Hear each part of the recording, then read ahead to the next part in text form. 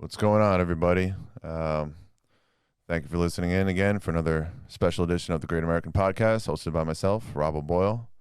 Today, I got a real special guest with me. He's a guy I've met only once in person, but it was the most incredible meeting of my life. So I just knew I just had to have this guy on my show. So his name is Thomas Gipson. He's an actor. Is that okay? I can introduce you as that? Is that how you would introduce yourself? That's fine. That's fine. All right. Yeah. So unfortunately, you can't see me, so but I can see you. And everything looks good on your end. You look far better on camera than I do, so don't worry. You're not missing out on anything over here. But so what's up, man? How you doing? You want to introduce yourself? Tell us what's Well, going yeah, on. your introduction was pretty great. Yeah. Yeah, Tom Gibson, an actor. I live in California. Rob, we met about a year ago now at a mutual friends, and yeah, I know you reached out to me about doing this podcast a while ago, and I had been, wanting to do it for a while, and now the stars aligned, and Yeah, of course. You just gotta, have the right timing. Don't want to force anything. But that we can do this. Have these, all these digital Zoom, Skype interviews and podcasts, and I think precarious time that we're in with the coronavirus and the lockdowns, so much easier for people to be able to still connect and communicate, and I was just thinking about how had this happened just 10 years ago yeah, in the blockbuster era, there would have been, imagine being locked down and in quarantine with, you have your just whatever's on television and you have to watch that. We're so fortunate that it's, that this time in the world where we have literally a library of films and shows that you can stream from, a company that you can just order whatever you want and have it delivered to your door within 48 hours. So, I always try to keep that in mind when as difficult things can be, and as how rough things are with, in LA, everything just shut down. So, and as much as that sucks, I try to just remind myself, like, how fortunate we are to be for this to have happened in the time that we live in.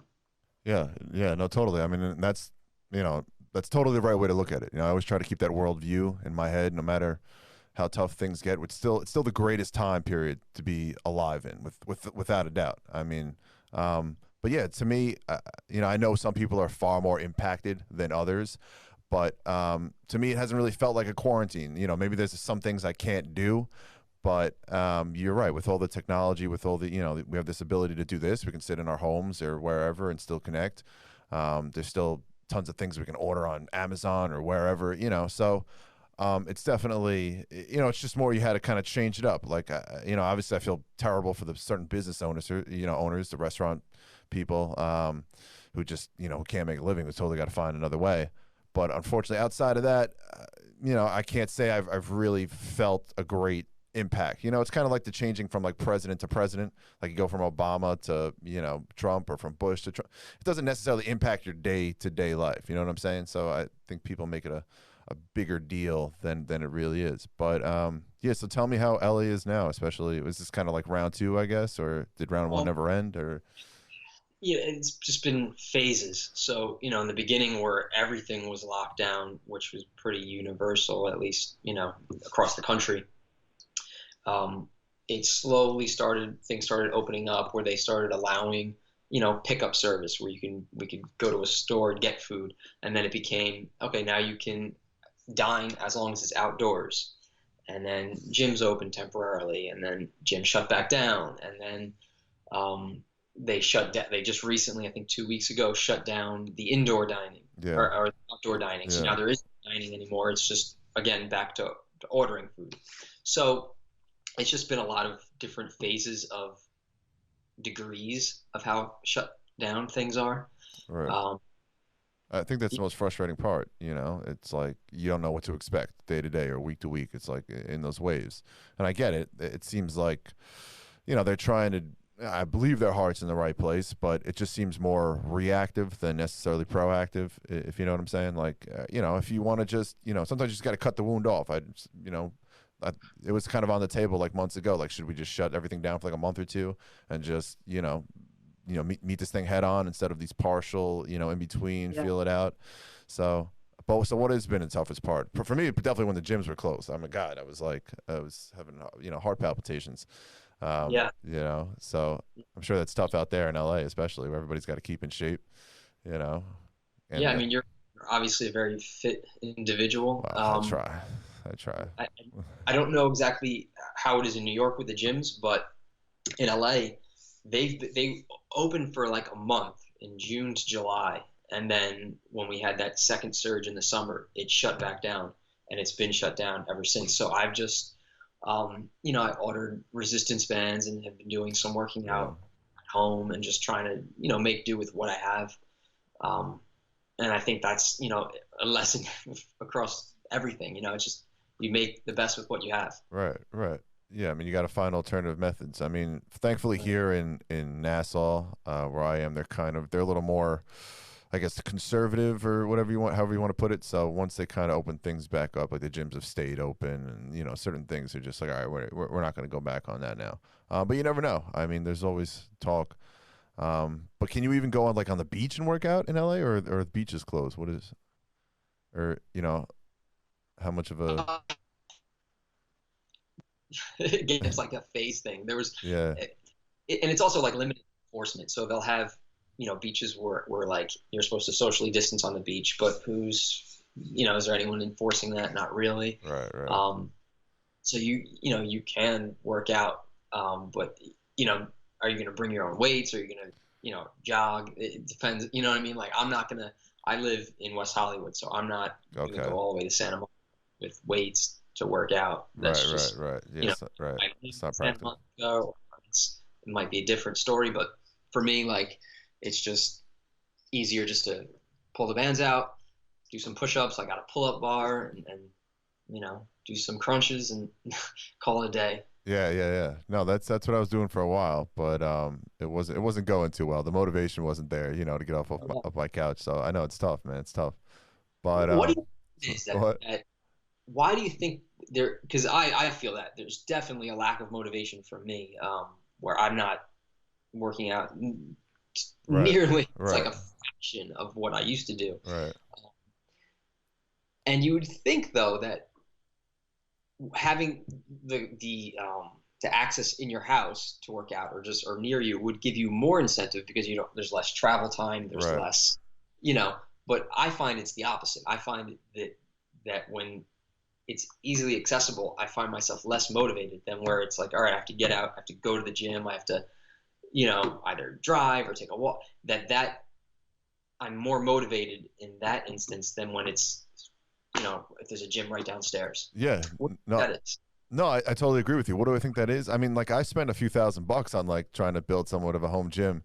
But it's $1,500 for just like the barbell alone. You know what I'm saying? So you only get so far. But I think unless you have like a real like nice setup, like home gym where it feels like a gym, I think it's just part of like that nature of like going out and working. Like you're going somewhere for one specific purpose. You're only going to do one specific task. So like driving to the gym, you go in there just for one thing. You're going to work out. You're going to get your sweat in, whatever, and then you can kind of and then you're done.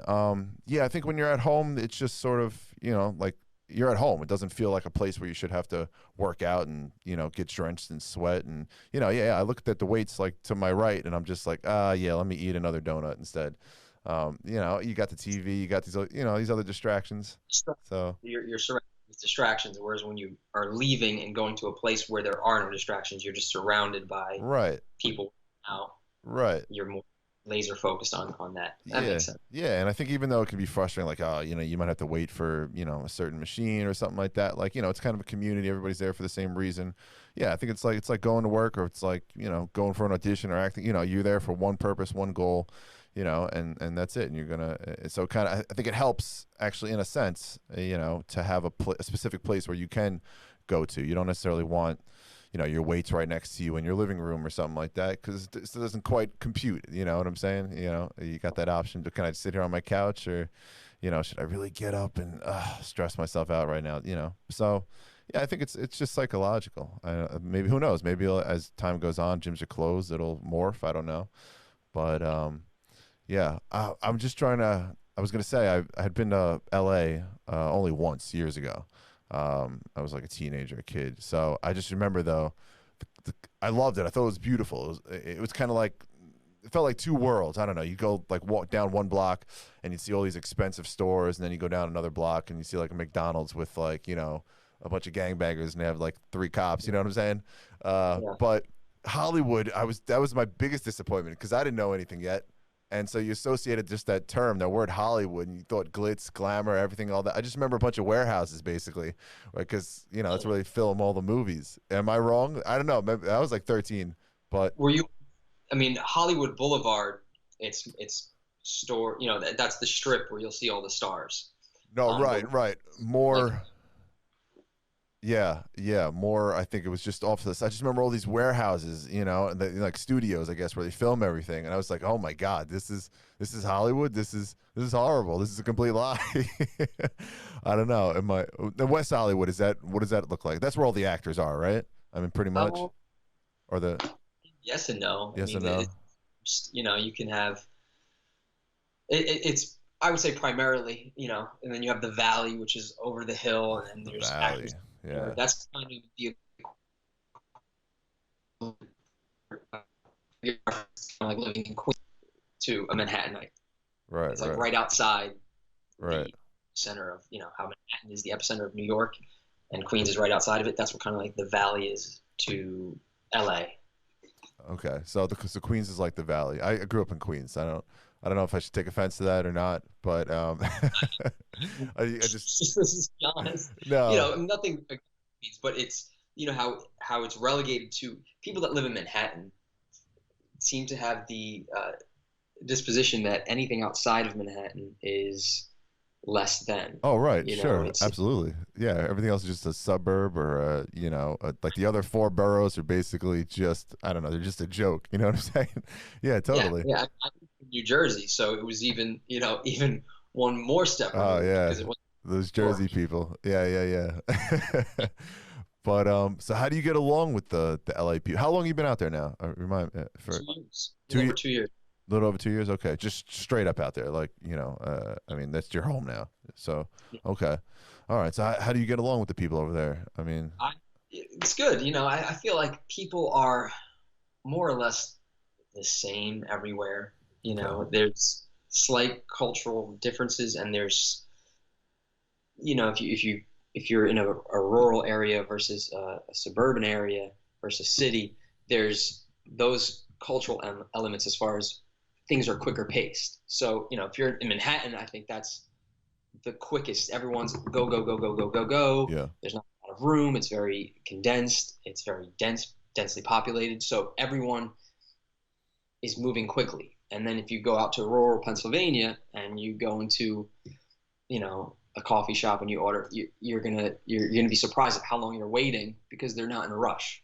It's kind of like a slower pace. So I think that's the biggest difference. And with LA, I found when I first came here, there was I noticed people were a little bit, I hate the word nicer, but I think it like nicer in a sense. okay, okay, Whereas I feel in New York and New Jersey, people are more upfront, where they don't try to conceal their displeasure. So if right, you're, right. like, If they don't like you, you're gonna know.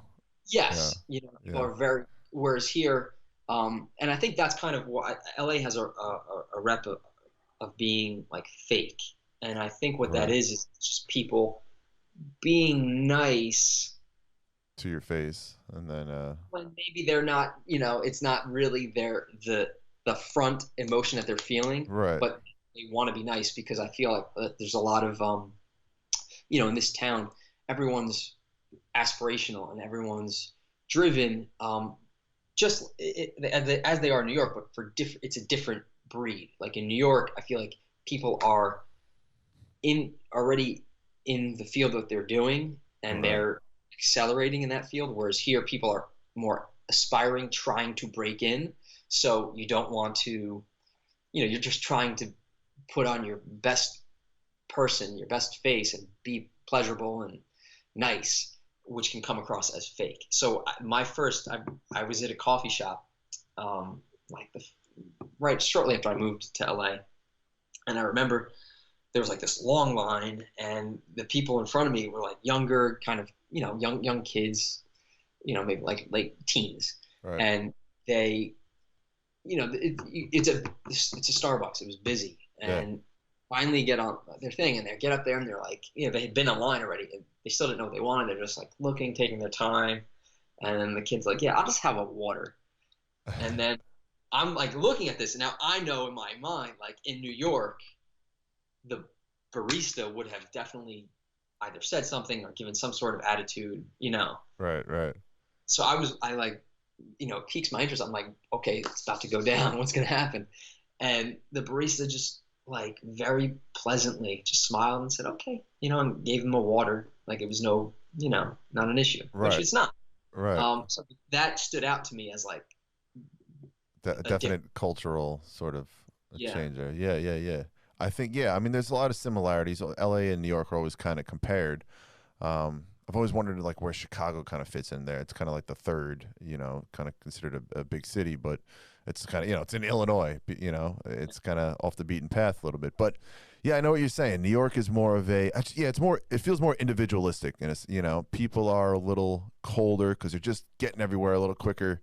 They're all about their careers, and maybe LA's a little more, you never know who you're going to run into. It's social networking. So let me just kind of be nice to everyone just in case this person's a casting director or he's a this or that. Whereas, yeah, that's still a part of New York. But I think with Wall Street there, and all of that, and just the hustle and bustle, and feels like everybody's on top of each other. Yeah, I think it just feels it is a little colder. Not just feels, it is. People are a little, a little crueler, a little meaner, because they're just, kind of getting everywhere quicker. So they're not going to be fake. They're not going to be, take the time to, worry about the little things, how you feel, how they make you feel. But that's also, that kind of gives New York its, I don't know, its grittiness. It's, that's why it's a tough town to make it in. I don't know. Would you think LA or New York is tougher if you had to pick one? It depends. I feel like New York. What's great about New York is that it has a plethora of industries. You have Yeah. want to do finance, if you want to do fashion, if you want to do acting, if you want to do, pick an industry. New York has things. Yeah. Whereas LA is very, very entertainment oriented, and if you're not doing entertainment, Right. it's you're kind of lost in the shuffle. Yeah. So I like that about New York, where you can, you go to a party and you can meet a bunch of different people, and you're going to find someone who's an engineer, someone who's a personal trainer, someone Right. Everyone's someone doing something different. Yeah. who does real estate. It's just got such a dynamic array of professions, and the people that are very proficient in their profession, which is nice. I enjoy being surrounded with capable people who are very proficient in their endeavors. Right. So LA just kind of feels like you're always meeting another actor or a fellow wannabe actor. Or... It's much more common in LA when I go to a party that I'm meeting someone that's in some way or form in the industry, whether they're a writer or they're an actor or they're a producer. They're somehow related to it, because you come to LA for the most part for that. Right. Right. The big difference between the big cities is that big cities draw people. The reason they're so densely populated is because there's such available opportunities. So if you want to be in entertainment, you go to LA. If you want to be in finance, you go to New York. It's just they draw people from all across, not just the country, but the world, because it's kind of like the epicenter of those industries. Washington, D.C., if you want to be in politics, you ultimately end up going to D.C. So you're surrounded by the cream of the crop, the people that are serious about, and not that you're not necessarily serious if you're living in South Dakota and you want to be in finance, but if you're really, really serious about finance, you're going to leave South Dakota. Right. Yeah. No. Right. And if you're in entertainment, you're not going to Boise, Idaho, or whatever. Yeah. I mean, even though everything is globalized and spaced out more, you got to go to the heart of it. You got to go to the epicenter. Now, Yeah. Although no, go on. that changing though, like Yeah. now that Yeah. I think with what the pandemic has kind of really accelerated is how much we realize we don't necessarily need to be all in the same spot with technology now, that we can, I mean, I haven't done an in-person audition since last February, I guess March, February, when Right. this lockdown happened. So, and I think, not just in the acting industry, but companies are realizing that do you need all this, infrastructure to house workers, or if they can just work from home and it's less office space they have to pay for, less, it's less costs, and Yeah. they I can mean, reduce their costs and have employees work from home and not lose any right. efficiency. Right. Yeah, I mean, I think it was already heading in that way in some sense. Like, when for tax breaks and stuff, filming movies in Louisiana or, Alabama or other places like that. And now, even though it's obviously so globalized now, you got China coming in, who's a huge market. But the thing is, it seems a little unfair to me, and I was kind of wondering your take on this. Like, as an American, usually for us, obviously, like I said, it's LA or New York, maybe for Broadway or something like that. But you've got all the Australians and the Brits and the Chinese and they all come here, LA. Like, what is there it ever going to change? Like, we can go to Australia to find movies, or go to China, Beijing it's always kind of like a one-way street. If you know what I'm saying, is that making any sense? Like, they can always come over here to make it in our acting industry, and they're doing very, very well. But do Americans really ever consider going over there? You know what I'm saying? Like, would I go to London to try to find, Um, or am I going to go to LA or, you know? yeah, well, again, I think that it's a supply and demand thing. I mean, I've never seriously entertained the idea of moving overseas to pursue acting. Although I've thought about it, but not seriously. Like Right, would I like to go to London and act? right. Yeah, it's just a not fantasy, but like But it is sort of a fan. a Like, pass. it's something you'd probably love to do, but that's what I'm saying. Like, it's not a serious thought for us as Americans. It's like LA or New York. But for them, like, they can start out in Australia or London or something, or they can make the move there, and then they can move up and come over here. It just seems like I don't know what the word I'm looking for is. I don't know, unfair or whatever. It's something's. It's a one-way street here, I feel like. I don't think it's by choice though. It's not that I can't go to another country and work there. It's that it's a testament to our Hollywood is the world Right, epicenter of film, right, right. and New York is the financial capital of the world. So that's a testament to America, that we attract people from all across the world to come here. Do you I wouldn't want the acting epicenter to be outside of America, because then that would mean, as a country, we're not creating the best films. We're not making the best, like, you want to be the best, and the best is always going to attract people.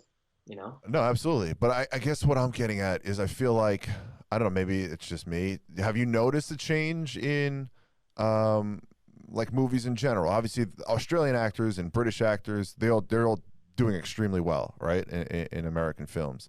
And even as China started to come in, you're seeing a lot more just, different types of people. But I don't know if you particularly feel it, or even in general, just yourself, like watching movies, like saying, oh, who's this new actor, so and so, oh, they're British or they're Australian or whatever. Does it feel like Americans aren't getting as many roles as they used to? That is my own impersonation, but because I feel like they trot out whenever they do in a movie right now, maybe they'll trot out like a Michael Keaton, like, or Kevin Costner, someone who was famous like 20, 30 years ago. And that's the only way, I can't think of too many young up and coming American actors, especially ones that are big right now, successful. Now, maybe it's just me, but I feel like, they're, did read an article where they think the Australian ones are kind of tougher or something like that, and then they think the British ones are all trained in Shakespeare or whatever other nonsense.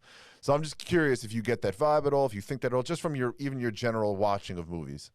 Well, I mean, we have to keep in mind, like you and I are, our perspective is from, we're Americans, so Sure, we're sure.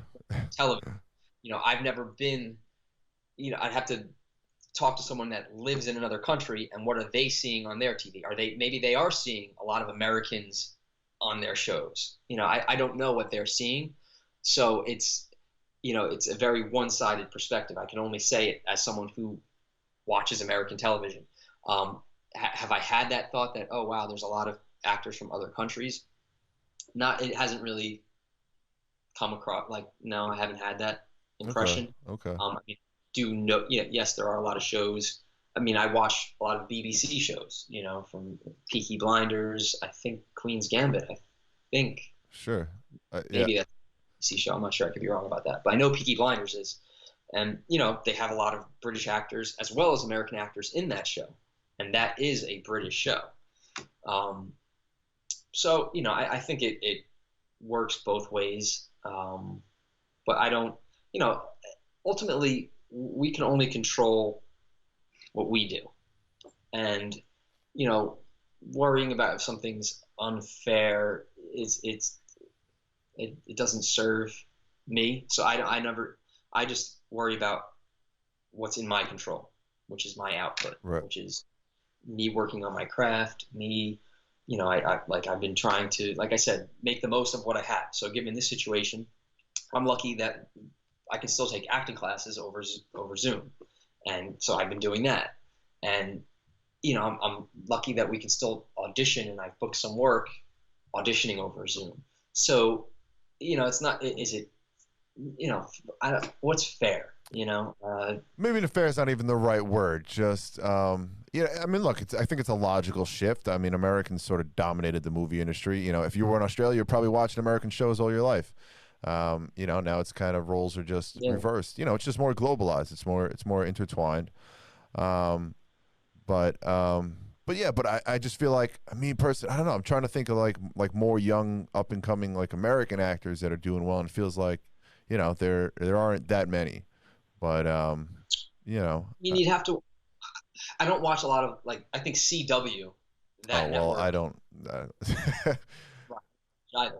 But Yeah. if you want to find like where young up and coming actors are, put on CW. Like, you'll see, like, that's where they specialize on developing young talent, finding young talent.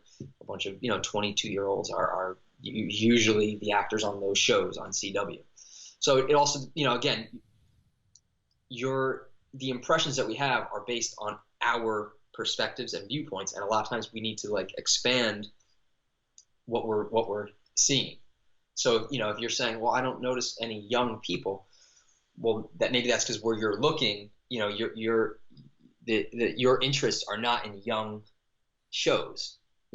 Those shows with young actors are more targeted towards the teens. So there's a reason why you're not watching it, because it doesn't interest you. So it's less that it's not happening and more that it's just not in your frame of reference. All right, fair enough. I'll take your word for it. I mean, look, there's a lot of foreign stuff. I mean, there's plenty of stuff I like. I don't know if you ever watched The Last Kingdom on Netflix. Not. Oh man, yeah. It's like I don't even know who does it. It's like some German British hybrid thing, but all in English. But it's just it's a great show. About the Vikings and stuff like that. Yeah. If you want to, I feel like there's some overlap between you and the main guy a little bit. I could see you both kind of look similar. If you just like shaved your beard and got like one of those mohawks or whatever they had back there with the braids, and I could see you doing it.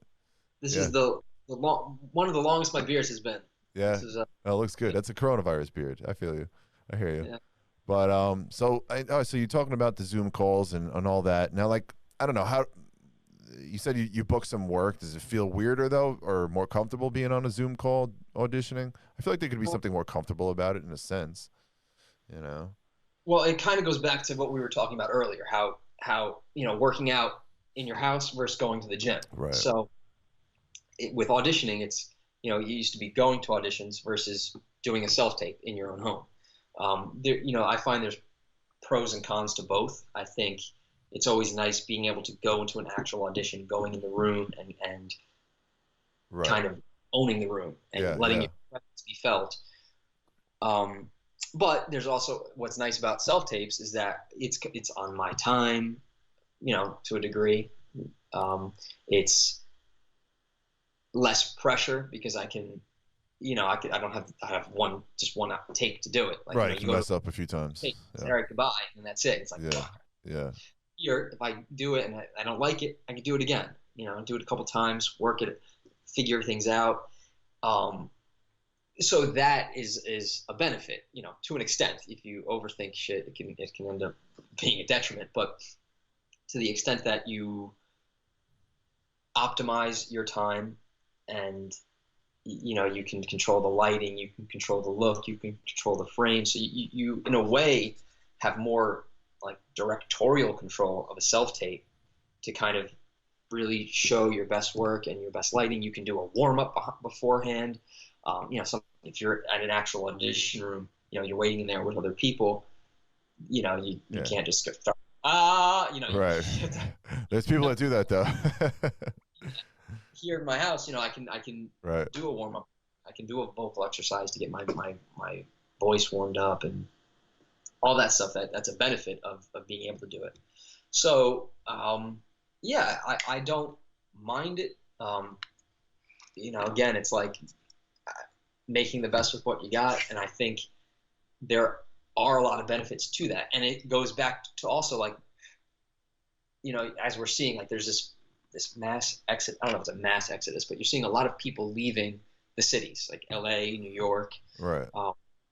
And I find that, if auditions are going to be almost completely self-taped and digital for the time being, do you need to live in a city? Do I need to live in LA? I don't have any plans on moving right now, but if someone was to tell me, like, look, for 5 years, there's going to be in-person auditions. Everything's going to be digital. If you book the work, then you travel. I might not live. I might consider moving out of the city. So, I think there's this paradigm shift that we're seeing in how technology is just affecting everyday life and work, and you don't have to. It's interesting. Cities, the big complaint about a lot of the big cities are property taxes, and just how much you spend in taxes to live in a place like LA or San Francisco or Manhattan. And the irony behind that is that it's based on supply and demand. The reason property taxes can be so high is because the demand to live in those areas is so high. Right. As if people start leaving because, if you don't need to if people are living in Manhattan, for example, because that's where their office is, and that's, they want ease of life, and now that they're being told they can work from home, and they are maybe just married, they have a kid, and now all right, let me move out to the suburbs where it's a lot cheaper, I can get a lot more space for my money, more bang for my buck, and I can just work from home. And you see that happening on a scale that actually has an impact.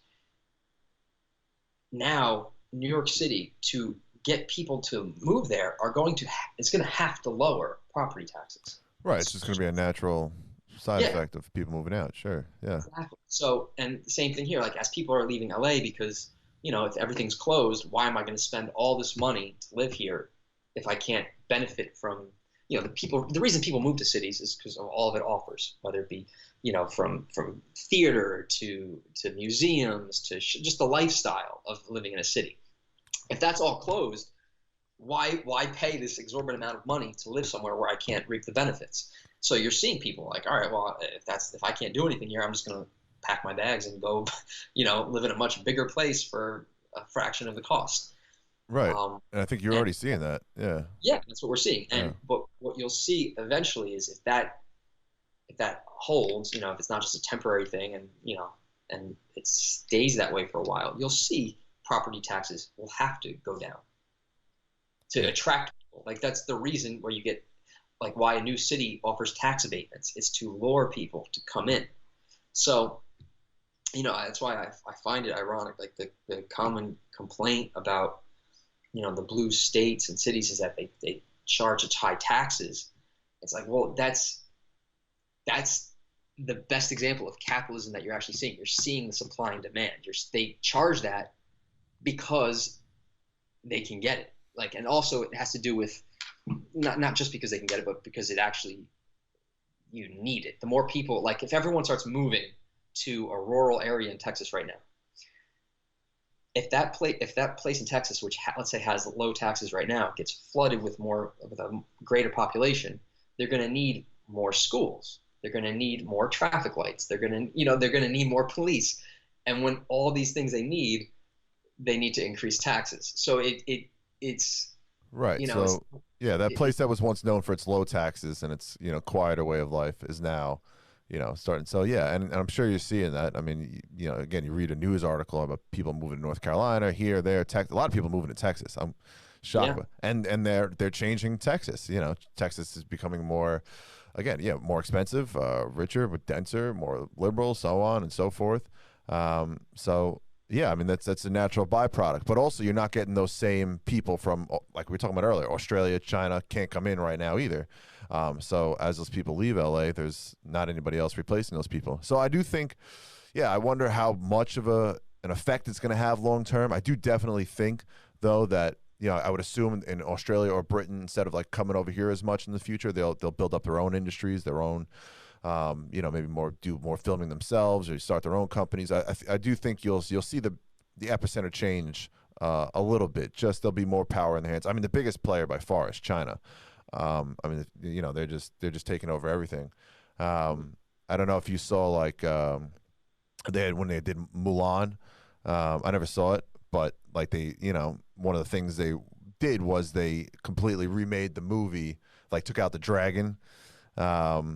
Eddie Murphy's character made like the girl less of a man, sort of. They even took out a kiss between her and another man, and this is all to essentially appease the people in China, who'd end up watching the movie. So like there's something I don't like that has influenced our movies too much, is when we start changing what we're about and what we're willing to say, just to appease another outside market. I think that's never a good road to go down, especially just from the artistic side of it. It's about expression. It's about saying what you want to say and what you want to feel. And once you start, there's always some level of that, obviously, but like, could you imagine Quentin Tarantino movies? Like, could you imagine him like taking out certain words or certain characters, trying to appease a certain market? And it just that's a slippery slope to me. But yeah, I mean it is. It's an age-old problem, the art and business and trying to. It's certainly not a new one. It's certainly been around. Yeah. I mean, you take Scorsese, for example. His first film, was it Mean Streets? Or was it, no, I think Taxi Driver. Okay, yeah, Taxi Driver, sure. With De Niro. Mean Streets was his first film, but I think it was Taxi Driver where he made the film. And then the studio, or whoever gives him the ratings, rated it like an NR-17. Mm-hmm. So he had to he didn't want it to be NR-17 because that limits the audience. Right. So he had to go in and change it, and he made that last scene have like this red filter to make it look like not a dream sequence, but less gory, I guess. And then he resubmitted it to get it down to R.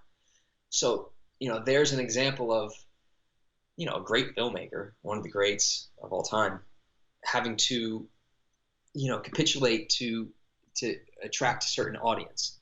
So, I mean, that's with any art form, the desire of every artist is to kind of just be truthful and authentic and create their, an expression of themselves in their art, whether it be directing, singing, painting, acting.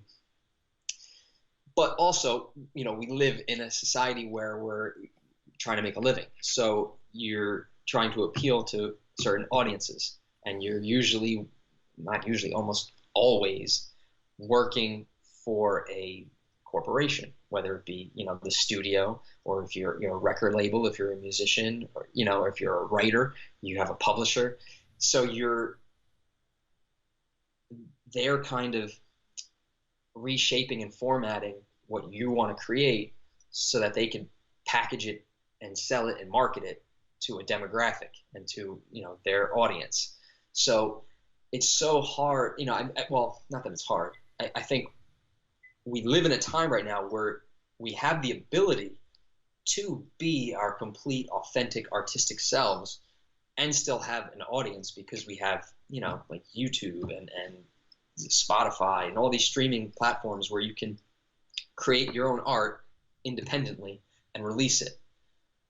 Unfortunately, it makes it's difficult to do that and make a living. You kind of need backing of of the industry, whether it be a record label, whether it be, a studio, or you need them. And once you align yourself with them, you have to start making sacrifices to the art. And it's, and it becomes how much are you going to sacrifice, your artistic integrity versus, you do need to eat. So it's finding that balance. Yeah. And, now, so this, for the example you gave about the Milan thing, if we're trying to attract an audience in China, then, you got to package the piece so that it's palatable to that audience.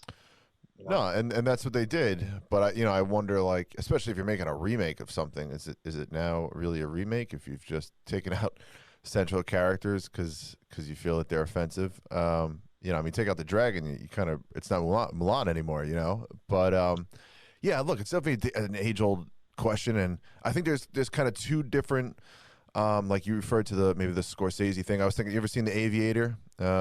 With DiCaprio, and there's that scene, he's filming Hell's Angels forever, and then he has the guy that like is his weather guy. He's sitting in the chair, and he's got to go before the board and talk about the cleavage of the different women, and he's got to like he pretends that he's like a doctor of, I don't know, anatomy or something like that, and so he's talking about, because they said there was too much cleavage in the time for these movies, and so the times definitely have changed. Like I think of Motown music, they didn't want any like drug references or swear words, and and then over time they've conceded. So, but I think there's a difference between, like, even if your movie was NR-17, at least you could still get it out there as your movie, and then over time people could see it on TV or whatever. But it's another thing to, like you said, especially if you're an artist or just in general, if you're making something, if you've now got to take the feeling out of it, the original intent out of it, to try to capitulate to a certain audience. The way I think about myself is kind of different from, I get it, they're corporations, they're businesses, they want to make as much money as possible.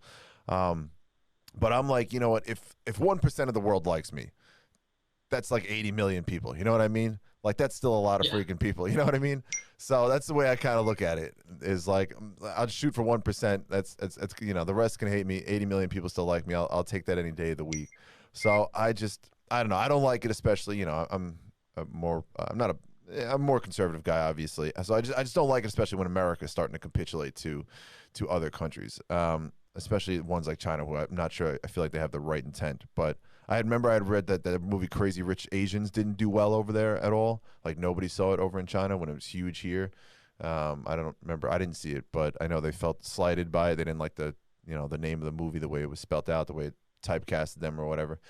So, but look, sometimes you just got to go for it. And, if you offend people, you offend people. If, I think you just, like you're talking about, you got to be true to yourself. But at the same time, sure, you got to walk the line. You got to know, okay, how much can I put out there? How much can I really reveal? Versus, trying to be my authentic self. And so, I think actors probably have a tougher time with that than anybody, right? I mean, especially nowadays with all the content and stuff out there. God forbid, you don't want anybody to see anything, untoward.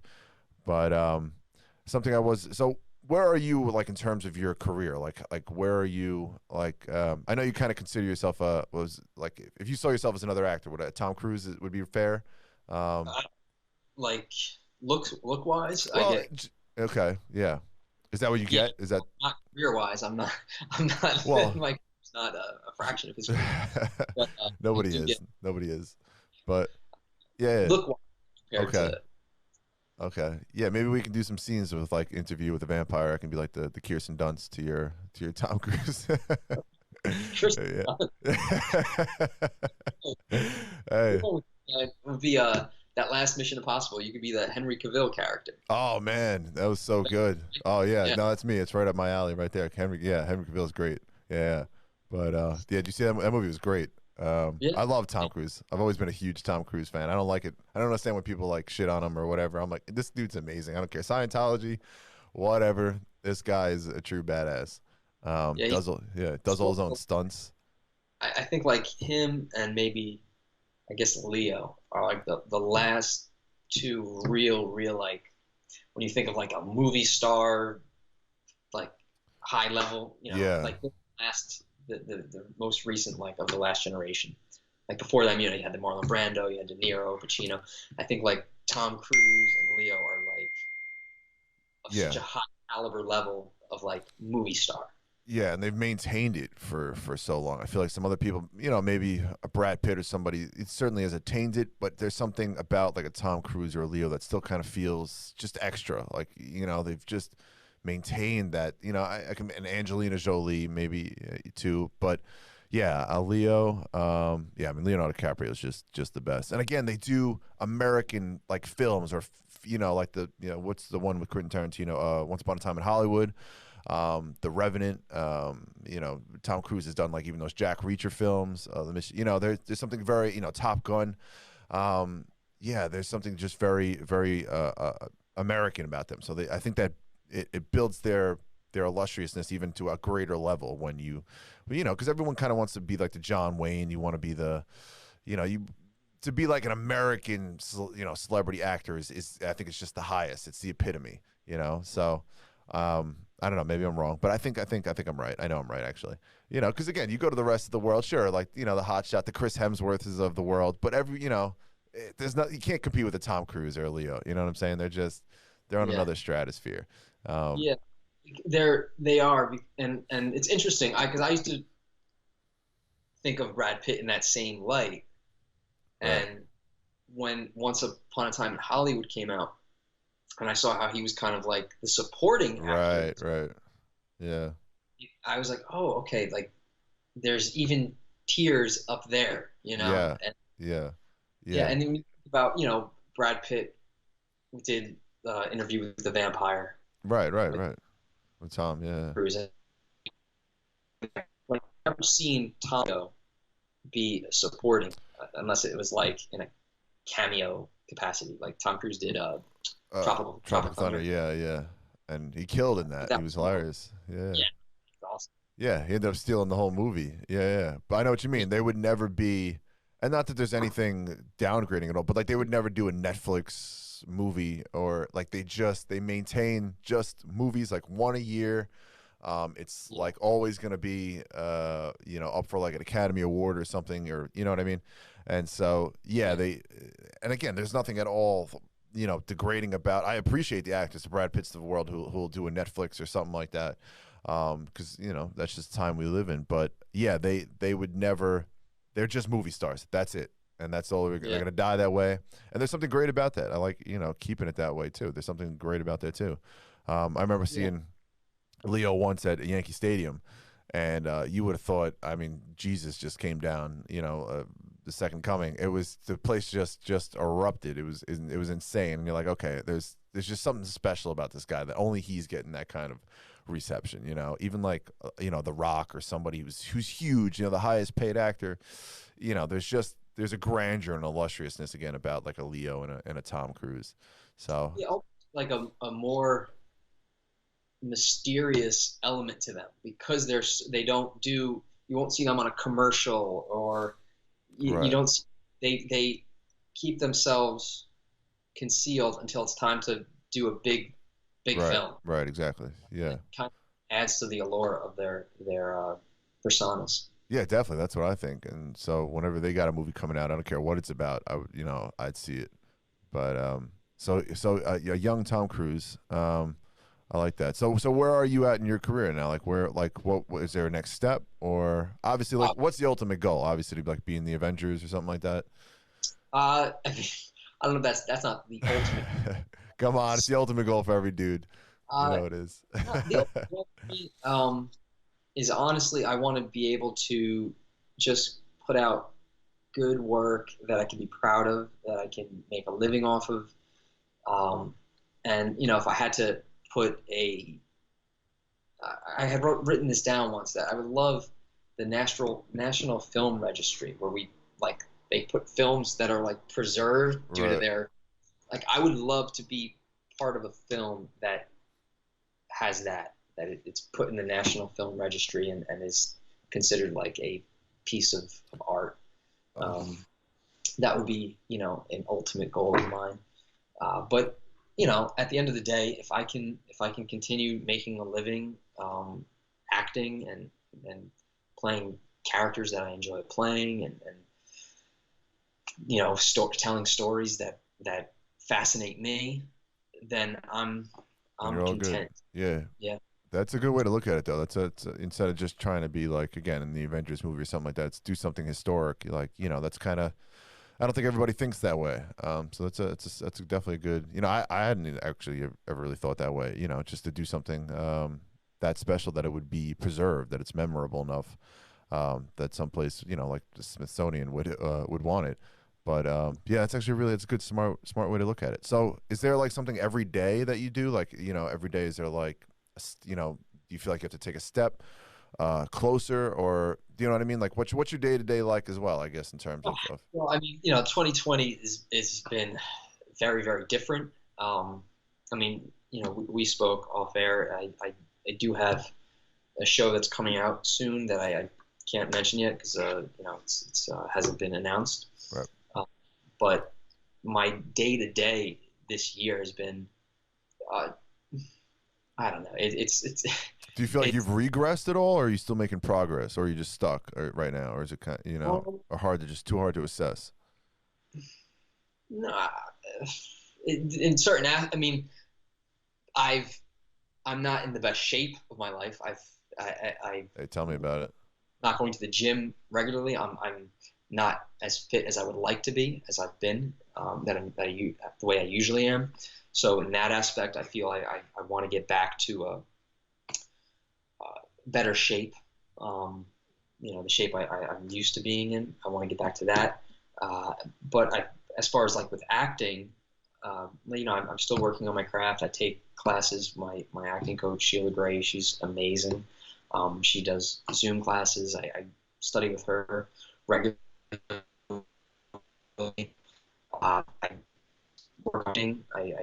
Like I said, I did book a show, so I was gone for about 2 months shooting that recently.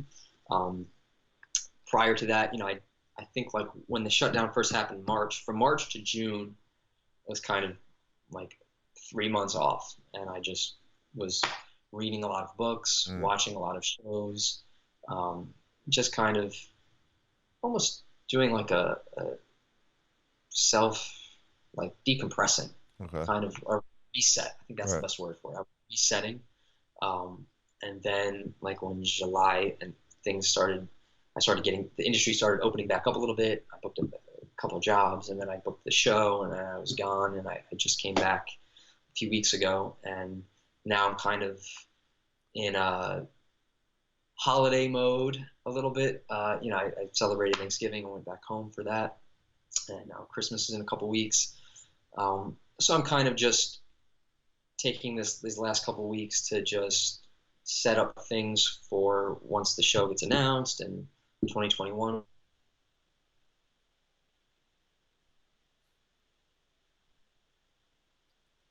to go to the next step, go to the next level. Okay.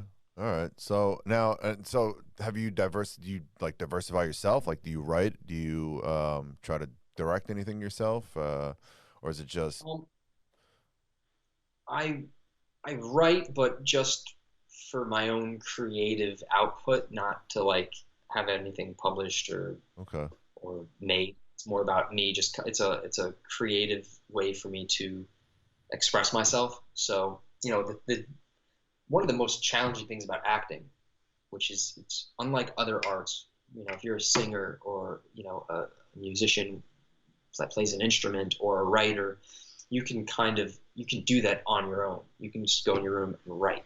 You can, go on the piano and just play. With acting, you need someone to act with. Right. Acting is reacting. That's what my coach that I studied with in New York, Terry Knickerbocker, would say. You're reacting. So it's harder to do that on your own. So I have to find creative ways to keep the creativity alive and keep my artistic side active. Because with acting, it comes in ebbs and flows. Sometimes I'm working, and then sometimes there's no work for a little while.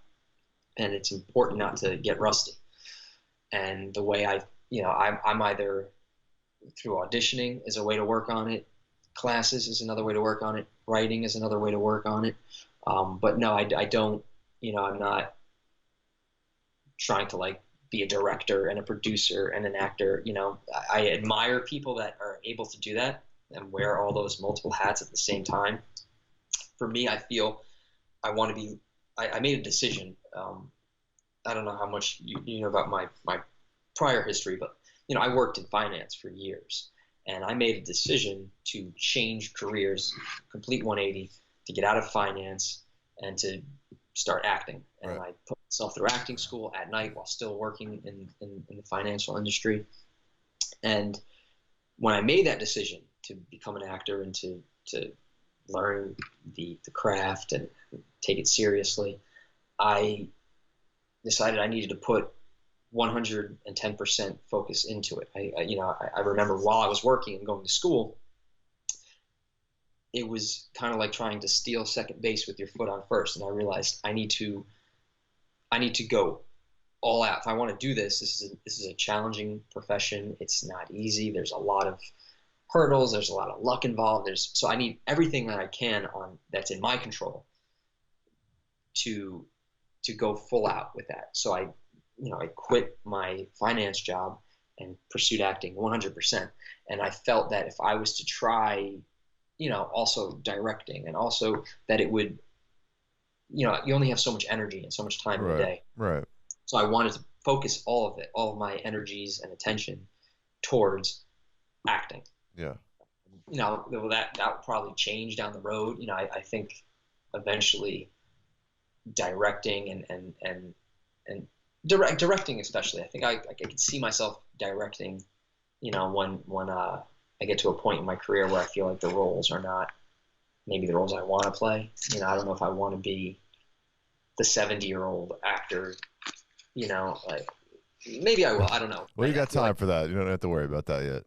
Yeah, I have time for that. But I feel like he's done balancing after he was doing the Dirty Harry acting, and then he shifted slowly into directing, where he would include himself in the films. $1 Million Baby. Right.